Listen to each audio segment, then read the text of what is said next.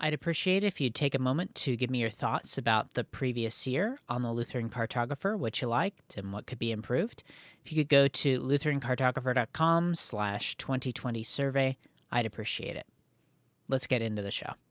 The Lutheran Cartographer, episode 52.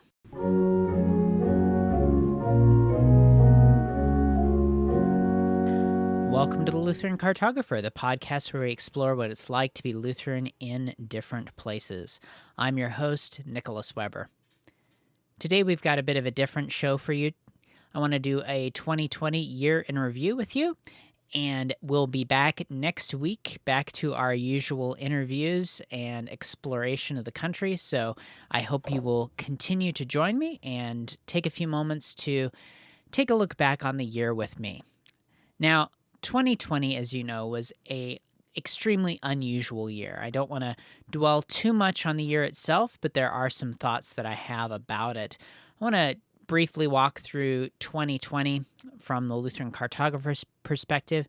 Then I want to talk about the major event of 2020 that was totally out of the blue for all of us, the coronavirus. And then I want to invite you to please take a moment to give back to me by going ahead and taking my survey about the year in review. I want to make sure that I'm listening to your feedback and making the improvements that we can make to the show. So let's start by walking back through 2020. First off, and probably the most obvious point, is that this possibly was the worst year in recent memory for someone to start a podcast about traveling, reminding people to go to church on vacation, all that good stuff. Not a whole lot of travel went on this year, unfortunately, as you well know. Nevertheless, I went ahead and did the podcast, made some great connections, did a little bit of traveling myself, and overall had a really great year. And I want to thank you for being part of it. It also gave me the opportunity to explore some wider perspectives. Early on in the year, I interviewed Pastor Wolf Mueller, who's in Austin, Texas, and he really put things into perspective for me. He talked about how the show was this great way and a great reminder of the universality of the church, that we're all in this together as the church militant, united by our confession. As I interviewed people from all over the country and all over the world with those two interviews that we did in Scandinavia, it was really this great reminder of that, how we are all bound together in Christ, we share this common confession, and even though our circumstances and our locale might be different, we share this together, which was a really great reminder for me. Let's turn to the big event of 2020, the coronavirus or COVID-19. There's so much to say here, and it's difficult to record this at the end of 2020 looking back because it's hard to remember what it was like at the beginning of the year. I was looking back through my old Twitter timeline, articles I was reading, all that stuff, and there was crazy stuff going on. People being welded in their homes in China, all sorts of crazy stuff. And to one degree or another, it is understandable that some people panicked and embraced the government oversight that came into our lives. However, at this point, looking back, it's clear from the numbers that this is not the second Black Death. It's not anywhere close to the Black Death. If you'll recall, the original projection for deaths in America were 2 to 3 million people. And those so-called good numbers were only going to be if we followed the lockdown orders to a T. Of course, as you know, the deaths were only a tenth of that if you go with the reported numbers. And if you go with the report from the CDC, only 12 to 16,000 died of only COVID, that is, without any comorbidities, like diabetes or some sort of other medical issue. This has been overreacted to, and it's affecting our churches in negative ways. I want to tell you 3 stories to help you better understand what I'm talking about. Back in October, I went ahead and visited another church. Of course, this is long after we knew that this wasn't as big a deal as it was originally trumpeted as. However, the church, I was expected to wear a mask to my pew, and once I was there, no one looked at me, no one greeted me. As I went out, only the pastor said goodbye. I was treated as a disease vector rather than as a brother in Christ.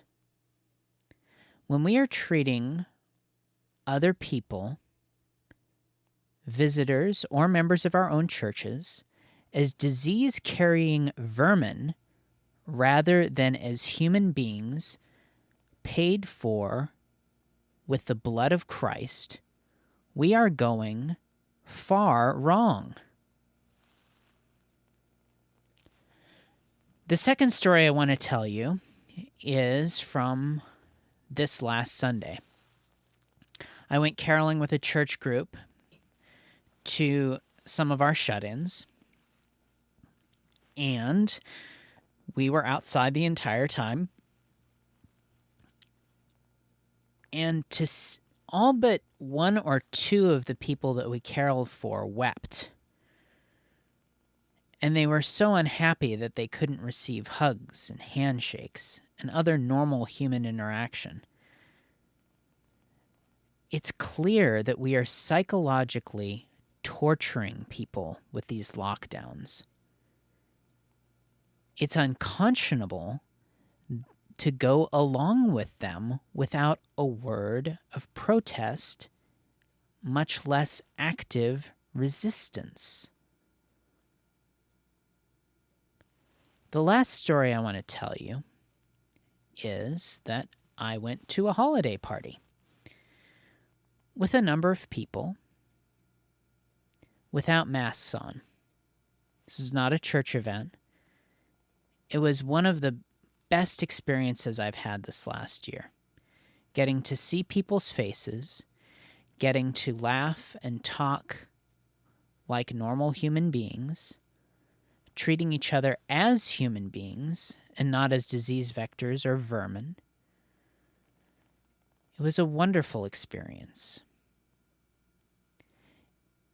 If the church will not step up and provide this, we will lose members.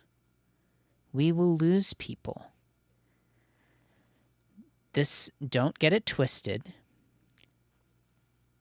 No matter what we do, even if we kiss the ring of every evil tyrannical governor from here until our churches dissolve, it won't put Jesus back in the grave. He is risen.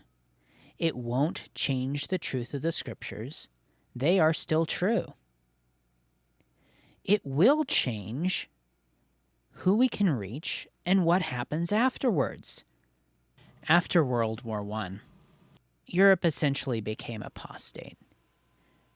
And I'm sure that that is in no small part because the churches went along with what their governments were doing.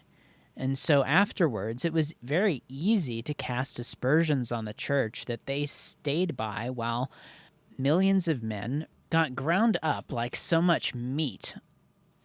For what?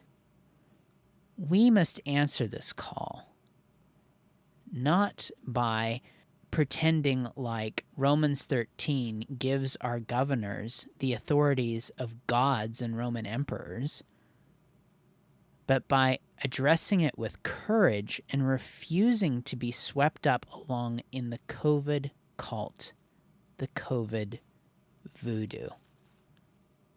Let's talk of the happier things.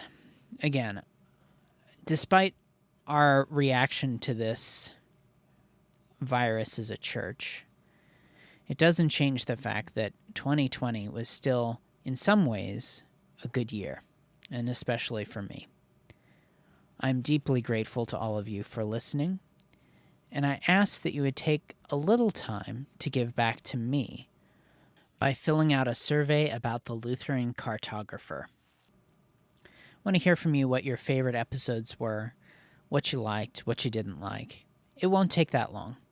spend some time going to lutherancartographer.com/2020 survey and letting me know your thoughts. Thanks for listening to this different episode of the Lutheran Cartographer. For more information about what we talked about today, including more information about the COVID situation, please visit the show notes page at lutherancartographer.com/52. Also ask that you would spend some time filling out that survey. Again, that's at lutherancartographer.com/2020 survey. And if you're not already, I'd appreciate it if you'd subscribe to the show on iTunes or on Stitcher so you don't miss an episode.